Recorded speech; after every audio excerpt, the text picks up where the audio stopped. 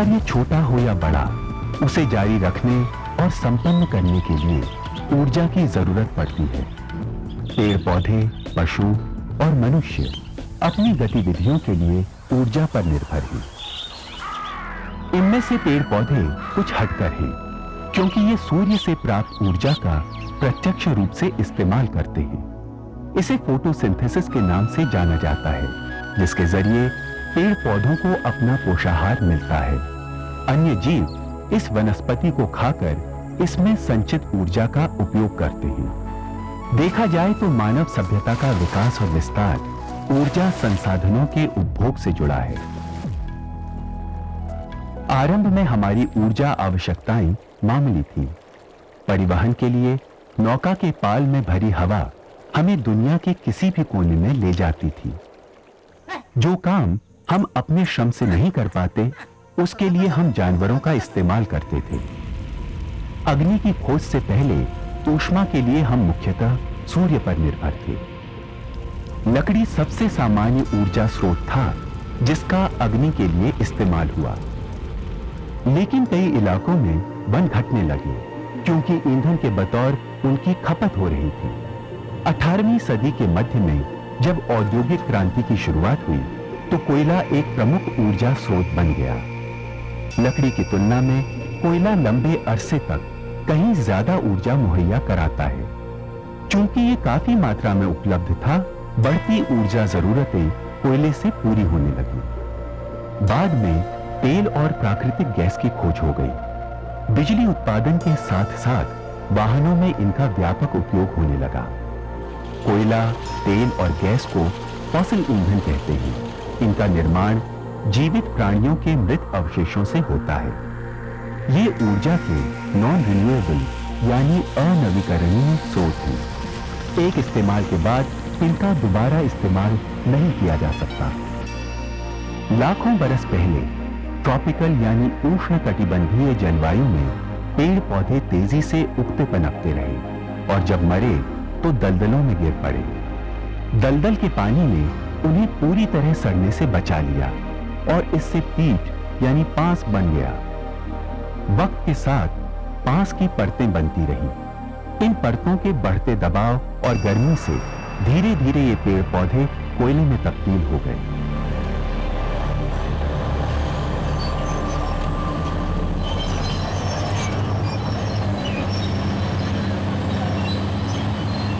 कोयला काले रंग का पत्थर जैसा सख्त पदार्थ है। यह कार्बन, हाइड्रोजन, ऑक्सीजन, नाइट्रोजन और विभिन्न मात्रा में सल्फर से बना है। उद्योगों, विद्युत उत्पादन और धातु गलानी जैसे कई व्यवसायों में कोयले का उपयोग किया जाता है। स्टीम इंजन को इसी तरह बनाया गया था कि वो कोयले पर चल सके। भारत में इस फॉसिल ईंधन की प्रचुर उपलब्धता है। इसके कारण यह घरेलू ऊर्जा जरूरतों के लिए आज भी एक महत्वपूर्ण स्रोत है। देश की संपूर्ण ऊर्जा सप्लाई का 55% भाग कोयले से पूरा होता है।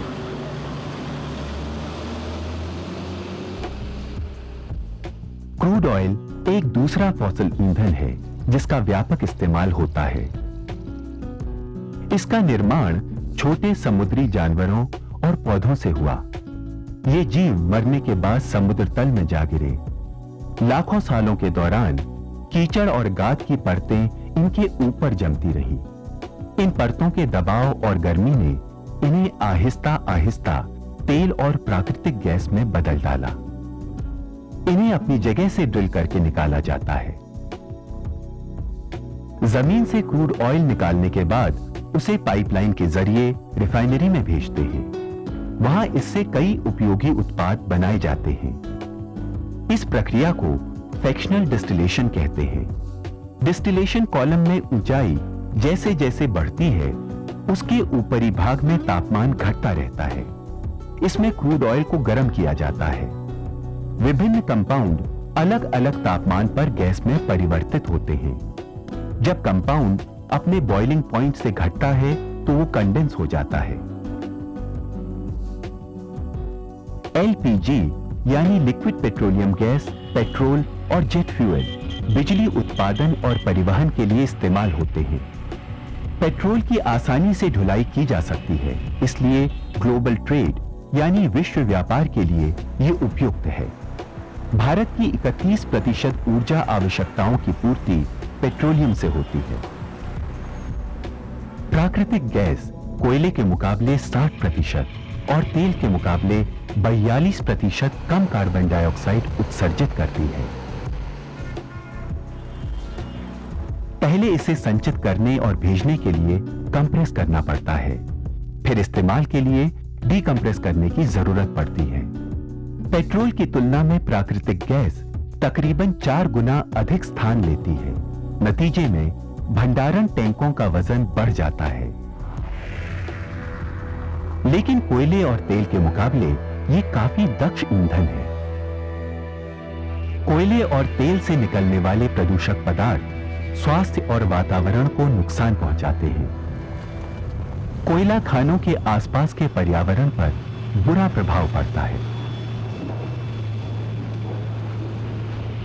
पेट्रोलियम उत्पादों के इस्तेमाल से carbon monoxide, nitrogen monoxide, particulate matter यानी कणकीय पदार्थ और बिन जले हाइड्रोकार्बन वातावरण में हावी हो जाते हैं। इनसे श्वास संबंधी गंभीर रोग पैदा होते हैं। सागर में तेल परिवहन के दौरान ऑयल स्लिक जैसी घटना से जल राशि पर तेल फैल जाता है। ये कई कारणों से हो सकता है। इससे जल जीवन, खासकर कोरल्स यानी मूंगों को बहुत नुकसान पहुंचता है, क्योंकि ये तैरकर भाग नहीं सकते। जैसे जैसे वक्त गुजरता है, इनकी दशा बिगड़ती जाती है। भारत जैसे देशों के लिए तेल सुरक्षा का मसला बहुत संगीन रूप धारण कर रहा है।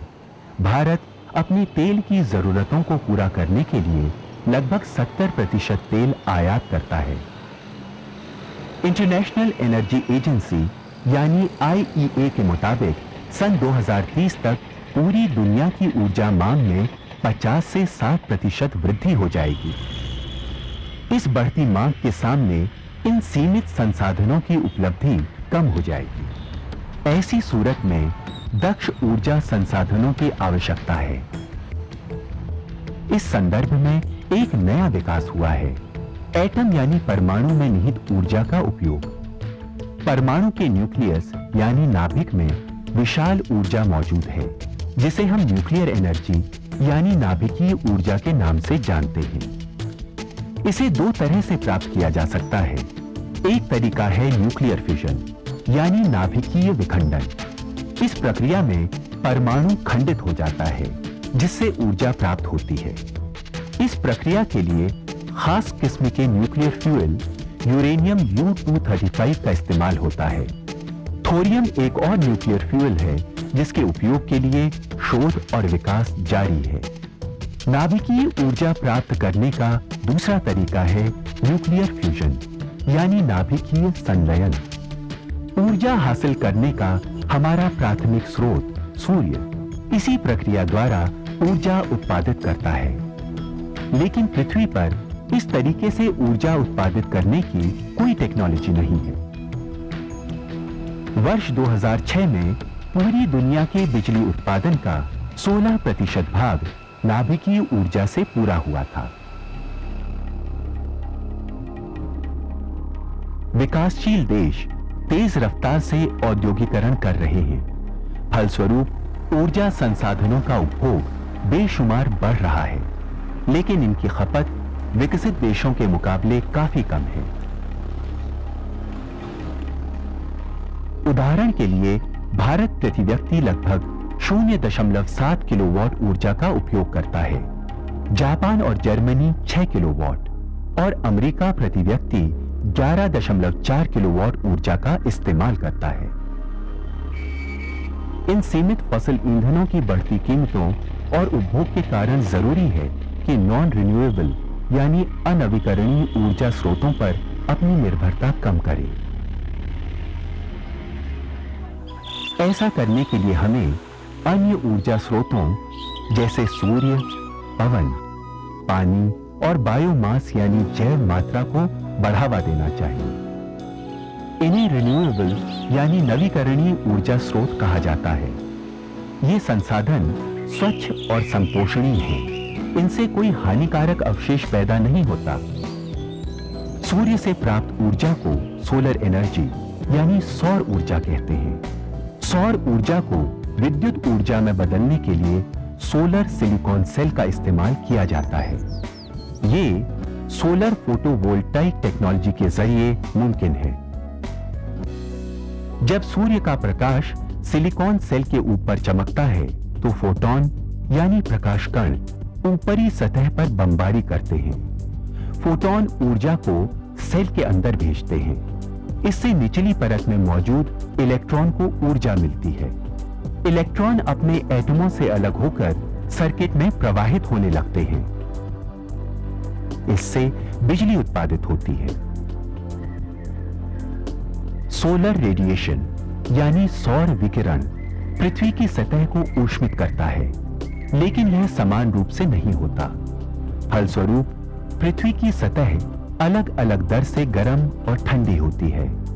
ठंडे इलाकों से वायु गर्म इलाकों की ओर बहती है, जिसके कारण पवनों का प्रवाह होता है। इस स्थिति से उत्पन्न पवन का इस्तेमाल विंड फार्मों में बिजली उत्पादन के लिए किया जाता है। पवन ब्लेडों को घुमाती है। ये ब्लेड विंड टरबाइन में स्थित शाफ्ट को स्पिन कराते हैं। शाफ्ट जनरेटर से जुड़ा है जो बिजली पैदा करने लगता है। इसे विंड एनर्जी यानी पवन ऊर्जा कहते हैं। जहां पवन लगातार तेज चलती हो वहीं विंड फार्म स्थापित करना वांछित है। भारत के कई इलाकों में विंड फार्म्स मौजूद हैं। जल एक ऐसा प्राकृतिक संसाधन है जिससे ऊर्जा प्राप्त की जाती है। बहते पानी से निकाली गई ऊर्जा को हाइड्रो पावर यानी जल विद्युत ऊर्जा के नाम से जाना जाता है। हाइड्रो पावर प्लांट यानी जल विद्युत संयंत्र में इस प्रकार का बिजली उत्पादन व्यापक स्तर पर होता है। इस प्रक्रिया के लिए एक बांध बनाया जाता है ताकि एक जलाशय स्थापित हो सके। इससे 12 महीने पानी का बहाव सुनिश्चित रहता है। जलाशय का पानी खुले चैनल या पाइप के जरिए नीचे स्थित पावर हाउस में पहुंचता है। यहां मौजूद टरबाइनों के ब्लेडों पर जब ये पानी गिरता है तो वे घूमने लगते हैं। इनसे जुड़ा शाफ्ट इलेक्ट्रिक जनरेटर को चला देता है।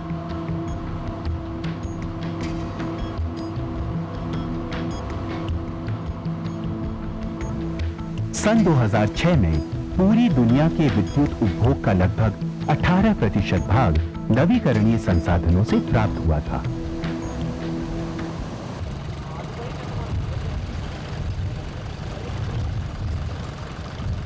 बिजली उत्पादन के लिए बायोमास यानी जैव मात्रा का इस्तेमाल भी किया जा रहा है। वनस्पति कचरा जैसे भूसा, मूंगफली के छिलके और सूखी सूरजमुखी का ईंधन की तरह उपयोग किया जाता है। जैव मात्रा को एक साथ मिलाकर फर्नेस में झोंक देते हैं।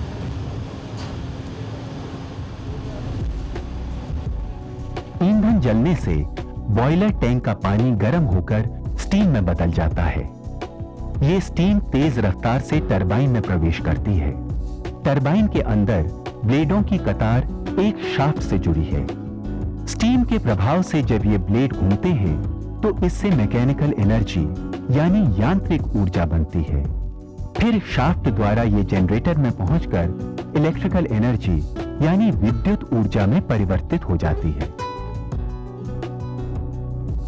वनस्पति के कूड़े कचरे, रसोई घर के कचरे, सीवेज आदि से बायोगैस आसानी से पैदा की जा सकती है। ये विभिन्न प्रकार के कचरे पानी में मिलकर कीचड़ सा बन जाते हैं। इसे डाइजेस्टर में डाला जाता है, जहां पानी कचरे के जैविक हिस्सों को जज्ब कर लेता है। इसके बाद पानी रिएक्टर में पहुंचता है। यहां ये साफ पानी और मीथेन गैस में अलग हो जाता है। गैस एक सिलेंडर में स्टोर कर देते हैं, जिसका उपयोग खाना पकाने में किया जा सकता है। बायोगैस के इस्तेमाल से धुआं नहीं निकलता, जिसके कारण घर का अंदरूनी वातावरण स्वच्छ रहता है। रातों रात फॉसिल ईंधनों की जगह ऑल्टरनेट यानी वैकल्पिक ऊर्जा स्रोतों का उपयोग तो संभव नहीं है, मगर एक संपोषणीय भविष्य की दिशा में कोशिशें छोटी और बड़ी दोनों ही की जा रही हैं। जैसे पृथ्वी में विद्यमान जियोथर्मल हीट यानी भूतापीय ऊष्मा को सतह पर लाकर ऊर्जा उत्पादित करने का प्रयास चल रहा है।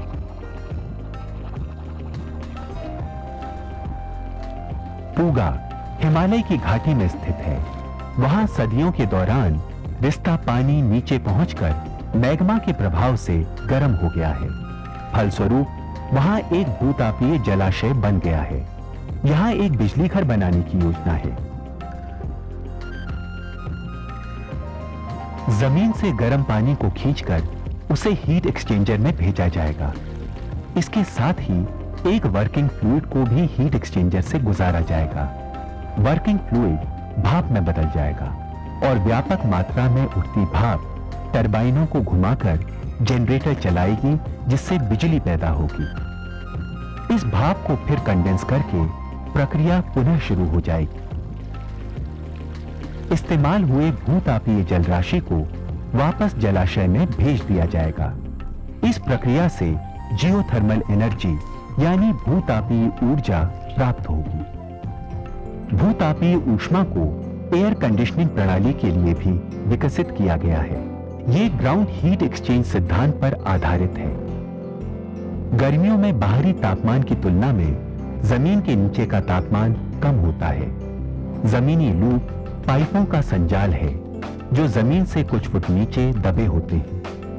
इन पाइपों में घूमते पानी का तापमान भी कम होता है। ये पानी सर्कुलेशन पंप द्वारा हीट पंप में पहुंचता है। हीट पंप इस पानी के तापमान को जज्ब कर घर के तापमान को अनुकूल बनाता है। सर्दियों में घर गर्म करने के लिए विपरीत प्रक्रिया का उपयोग किया जाता है। भूतापीय हीटिंग और कूलिंग बहुत किफायती व्यवस्था है। इसमें ऊर्जा का इतना दक्ष उपयोग होता है कि ऊर्जा खपत में 50% तक बचत हो सकती है।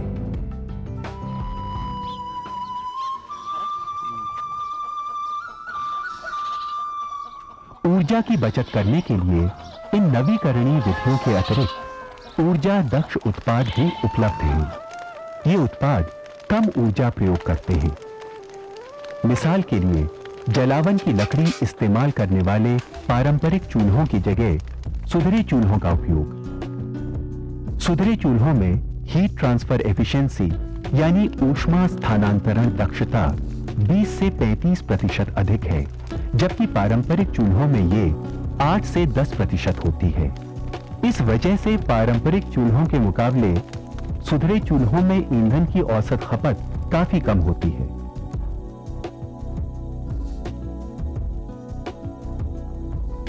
एक और उदाहरण है इनकैंडेसेंट बल्बों के स्थान पर कॉम्पैक्ट फ्लोरोसेंट लैंप यानी CFL का उपयोग। 100 वॉट का इनकैंडेसेंट बल्ब बिजली सप्लाई का मात्र 10% रोशनी में बदलता है, जबकि CFL बिजली सप्लाई का 22% रोशनी में बदल देता है।